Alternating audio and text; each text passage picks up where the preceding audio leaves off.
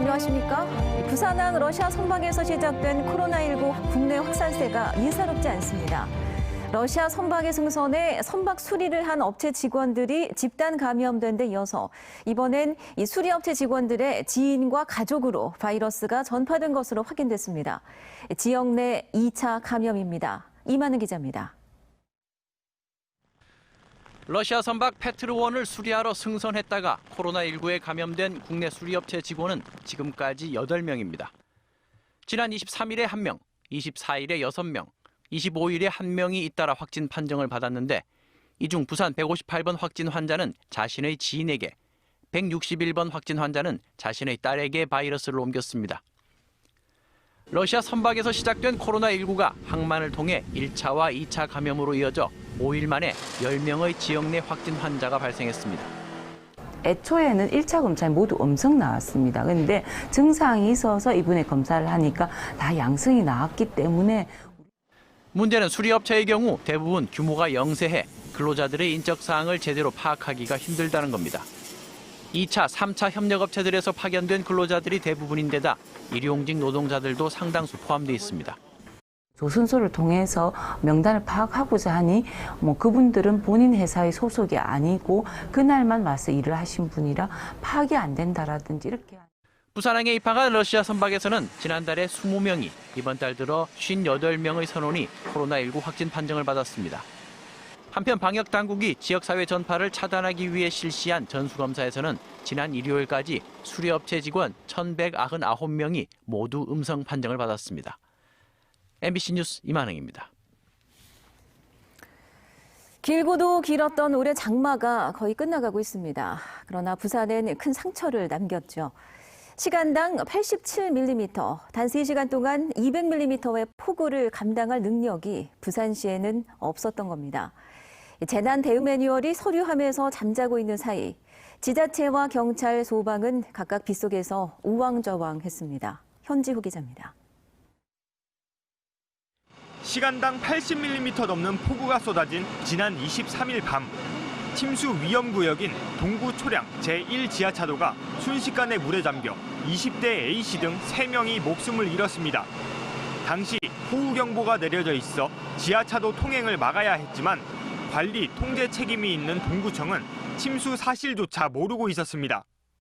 상황 인지 자체도 약간 늦었고 다른 상황을 본다고 그 부분 인지를 못하고 있었던 거죠. 집중호우 시 차량 통행 금지라는 문구가 나오고 있는데요. 막상 사고 당시에는 지하차도 안에 물이 3분의 2 높이까지 차오를 동안에도 이 같은 문구는 전혀 나오지 않았습니다. 3년간 수백억 원을 들이며 정비 사업을 진행해온 동천은 한 달여 이어진 장맛비에 결국 범람했고 80명의 수재민이 발생했습니다. 기록적 폭우로 건물과 도로가 삽시간에 물바다가 된 뒤에야 도착한 지자체 재난 문자에 피해 주민들은 분통을 터뜨렸습니다. 이번 부산 집중호우 피해 지역은 파악된 것만 200곳이 넘습니다. 장마철을 앞둔 시점에서 이미 집중호우에 대한 우려가 컸지만 상습 침수구역에 모래주머니를 쌓는 수준의 허술한 대비뿐이었습니다.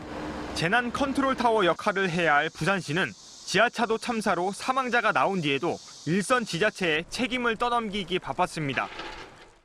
워낙 피해 지역이 광범위하기 때문에 어디 지역에 어디가 복구 작업이 완료됐고 어디는 복구 중이고 이거는 세부적으로 구청에. 폭우가 그치고 나서야 뒤늦게 현장 점검에 나선 뒤 재발 방지 대책을 만들겠다고 한 부산시. 기록적 장마는 부산 곳곳에 상처를 남기며 안전도시 부산의 민낯을 드러냈습니다. MBC 뉴스 현주호입니다. 부산경찰청은 3명이 목숨을 잃은 동구 지하차도 침수 사고와 관련해 내사를 해온 동부경찰서에서 사건을 넘겨받아 공식 수사에 착수했다고 밝혔습니다. 경찰은 지하차도 관리 책임이 있는 동구청이 지하차도 통제 매뉴얼이 있는데도 아무 조치를 하지 않은 정황을 파악하고 지하차도 안에 빗물이 가득 찬 원인과 공무원의 과실 여부를 밝히는 데 수사력을 집중하고 있습니다. 또 배수 펌프의 정상 작동과 소방 구조대의 출동 지연 여부 등에 대해서도 경위를 살펴보고 있습니다. 김해공항 확장안의 타당성 여부를 검증하는 김해 신공항 검증위원회. 이 위원회가 검증하는 대상은 국토부의 김해공항 확장안 기본계획입니다. 그런데 이 기본계획 작성에 자문을 해줬던 교수들이 이번에는 이를 검증하는 위원회의 위원으로 활동 중인 사실을 저희 MBC가 확인했습니다. 본인들이 자문해준 보고서를 스스로 검증한다. 자, 심각한 공정성 논란이 예상됩니다. 황재실 기자입니다. 2018년 12월에 나온 국토교통부의 김해공항 확장 기본계획안입니다. 이 계획안 작성을 위해 2017년부터 최소 17차례 전문가 자문회의가 열렸습니다. 이 가운데 수요 예측과 소음 영향 분야의 전문가 자문을 해준 두 사람의 프로필이 눈에 띕니다. 김해 신공항 검증위원 명단의 프로필과 동일하기 때문입니다. 본인들에게 직접 확인해 봤습니다. 그거는 제가 확실히 말씀 못 드리겠고 그런 자문은 워낙 많습니다. 하지만 해당 대학교의 항공소음 분야 전공 교수는 A 교수가 유일합니다. B 교수는 사실을 인정했습니다. 코티가 기본 계획을 수행하고 있는데 외부 전문가 초대해서 자문 의견 한번 듣고 싶지 않나요? 자문위원으로 가서 내가 자문위원으로 오라고 그래서 그걸 재척사유라고 하면 재척사유로 하세요 그러면. 본인들이 자문위원으로 참여했던 보고서를 스스로 검증까지 하는 이른바 셀프 검증. 명백한 규정 위반입니다. 총리실이 검증위를 구성할 때 규정한 위원 재척 사유 가운데 첫 번째에 해당합니다. 재척돼야 하지 않느냐 이런 얘기도 있었습니다만 보니까 뭐 깊게 한 게 아니고 진짜 그야말로 아니. 예, 그런 식으로 판단이 돼가지고 만에 하나 이 두 분에 대한 어떤 조치가 합당한 조치 없이 검증위원회 결론이 나왔을 경우에는 저는 이 심각한 공정성의 문제가 있다 이렇게 생각을 합니다. 취재진이 전재수 의원실을 통해 이 같은 사실을 확인하려 하자 국토부는 일부러 이 두 사람과 관련한 자문회의 내역을 누락한 자료를 제출했습니다. MBC 뉴스 황지실입니다. 민주당 당대표 경선에 나선 3명의 후보들이 PK 지역 민심 잡기에 공을 들이고 있습니다. 특히 부산의 민심이 요동치면서 신공항과 시장 보궐선거 등이 주요 쟁점으로 부각되고 있습니다. 민성빈 기자입니다. 다음 달 1일 민주당 당대표를 뽑는 부울경 지역 전당대회를 앞두고 이낙연 후보가 가장 먼저 부산을 찾았습니다. 부산의 최대 현안인 동남권 신공항과 관련 개인 의견임을 전제로 가덕 신공항을 지지한다고 밝혔습니다. 먼 눈으로 확장성을 좀 더 중요하게 생각하면서 가덕 신공항으로 정해졌으면 좋겠다. 그 생각을 합니다. 총리실의 김해 신공항 검증 발표가 임박한 만큼 김부겸, 박주민 두 후보도 부산 방문에 맞춰 신공항 관련 입장을 표명할 것으로 보입니다. 부산의 또 다른 쟁점은 부산시장 보궐선거입니다. 여당의 귀책 사유로 치러질 보궐선거인 만큼 민주당이 후보를 낼 것인지 여부입니다. 김부겸, 박주민 후보는 서울시장까지 선거판이 커져 후보를 낼 필요가 있다는 입장인 반면 이낙연 후보는 신중론을 취하고 있습니다. 대선 판세의 척도가 되는 부산이 이번 경선에서도 최대 승부처로 꼽히자 후보마다 동남권 메가시티와 공공기관 이전, 국가균형발전 등 PK 현안을 챙기며 민심 잡기에 공을 들이고 있습니다. 부산의 문제, 예를 들면 가덕도 신공항 문제에 대하여서도 당대표 후보들이 분명한 좀 얘기를 내줬으면 좋겠고요.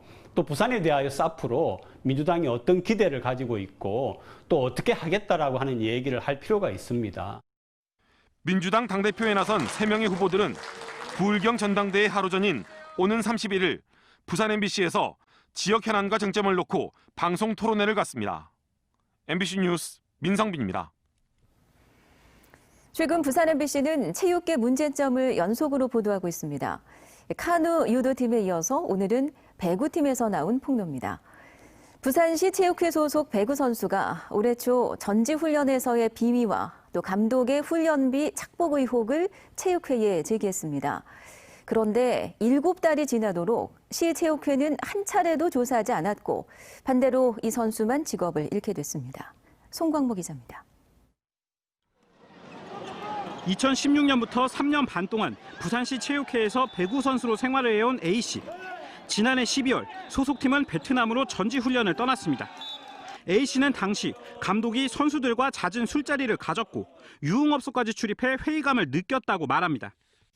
유흥 쪽 이런 거 굳이 뭐 이런 거 해외 나가서 이런 거 하는 거 아닌데 안 했으면 좋겠다라고 해서 감독이 화를 내면서 장난치지 말고 그거 다 같이 거 같으면 이런 데까지 왔으면 가는 건지 뭐 안 가냐고. A씨는 감독이 특정 선수를 통해 선수 개인에게 매달 지급되는 훈련 보조비를 걷어갔다고 주장했습니다. 그동안 A씨가 낸 금액만 2천여만 원. 돈이 어디에 쓰였는지도 알 수 없었습니다.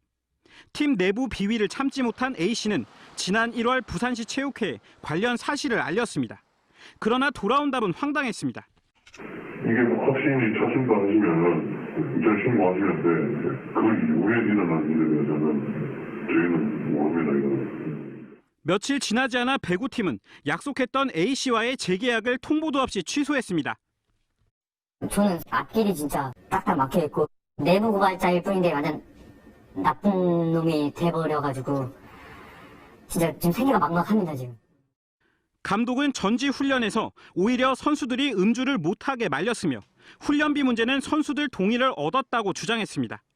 하지만 거둔 훈련비의 사용처에 대해선 즉답을 피했습니다. 이 기록 어디 썼는지 다 증명하실 수 있나요? 나중에 하게 될 겁니다. A씨는 지난 2월 감독을 횡령 등의 혐의로 관계기관에 신고했고 대한체육회는 석 달간 조사를 통해 부산시 체육회에 감독 징계를 지시했습니다. 그러나 시체육회는 징계를 위한 스포츠 공정위원회를 단 한 차례도 열지 않았고 애꿎은 내부 고발자만 눈물을 흘리고 있습니다. MBC 뉴스 송광모입니다. 정의당 부산시당이 최근 폭우로 인한 사망사고 등 피해와 관련해 변성환 부산시장 권한대행을 검찰에 고발하기로 했다고 밝혔습니다. 정의당은 이번 폭우 피해는 단순한 천재지변이 아니라 행정력을 적시적소에 배치하지 않은 인재라는 점이 분명해지고 있다며 부산시 행정의 최고 책임자와 고위 공무원들에게 책임을 묻지 않을 수 없다고 주장했습니다. 한편 지하차도 침수 사고로 숨진 피해자 유족들은 어제 부산시청에서 변성환 부산시장 권한대행과 만나 책임자 처벌 등을 요구했지만 면담 결과가 실망스럽다며 소송 제기 입장을 정한 것으로 알려졌습니다. 부산 수돗물에서 유충이 발견됐다는 의심 신고가 100건을 넘어섰습니다. 부산시 상수도 사업본부에 접수된 수돗물 유충 의심 신고는 모두 119건으로 실제 유충이 발견된 경우는 32건이었습니다. 반면 부산시는 최근 4일간 수돗물 정수장 4곳과 배수지 73곳 등지를 전수 점검했으나 유충은 발견되지 않았다고 밝혔습니다. 연일 최고가를 경신하고 있는 금 가격이 사상 처음으로 그램당 8만 원대를 넘어섰습니다. 한국거래소에 따르면 오늘 거래소 금시장의 1g당 금 가격은 8만 100원으로 지난 2014년 3월 거래소 금시장 개설 이후 사상 최고가를 경신했습니다. 오늘 거래소 금시장의 거래량과 거래 대금도 각각 526kg, 400억 원으로 시장 개설 이후 최대치를 기록했습니다. 그동안 무관중으로 진행했던 프로야구 경기에 지난 26일부터 관중 입장이 허용된 가운데 사직구장에도 롯데 팬들의 발길이 이어졌습니다. 롯데자이언츠는 오늘 저녁 홈 경기부터 경기장 수용 가능 인원의 10% 이내 범위에서 관중 입장을 진행했습니다. 구단은 코로나19 예방을 위해 사회적 거리 두기를 위한 좌석 배치는 물론 발권 창구 운영을 최소화하고 예매 티켓 발권은 무인 발권기를 이용하도록 하는 등 대책을 마련했습니다. 일본 영사관앞 평화의 소녀상에 자전거를 묶어 소녀상 모욕 의혹을 받는 30대가 자전거를 치우려 자물쇠를 끄는 경찰을 고소했습니다. 경찰에 따르면 평화의 소녀상에 자전거를 묶은 A씨가 경찰이 자신의 자물쇠를 절단했다며 재물 손괴 혐의로 고소했습니다.